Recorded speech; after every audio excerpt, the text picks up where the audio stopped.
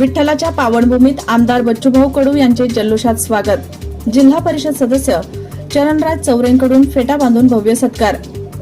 विठ्ठलाच्या पावन नगरी पंढरपूरमध्ये आज जनसामान्यांचे नेते, गोरगरीब आणि शेतकरी वर्गासाठी सातत्याने संघर्ष करणारे माजी राज्यमंत्री तथा आमदार बच्चूभाऊ कडू यांच्या आगमनाने उत्साहाचे वातावरण निर्माण झाले। शेतकरी, दिव्यांग आणि वंचितांच्या प्रश्नांवर नेहमी आक्रमक भूमिका घेणारे बच्चूभाऊ कडू पंढरपूरमध्ये दाखल होताच कार्यकर्त्यांनी त्यांचे जल्लोषात स्वागत केले। यावेळी शिवसेना जिल्हा प्रमुख, जिल्हा परिषद सदस्य आदरणीय चरणराज चौरे यांनी पारंपरिक पद्धतीने फेटा बांधून बच्चूभाऊंचा सन्मानपूर्वक सत्कार केला। या स्वागत सोहळ्यामुळे परिसरात उत्साहाचे आणि राजकीय चर्चांचे वातावरण पाहायला मिळाले।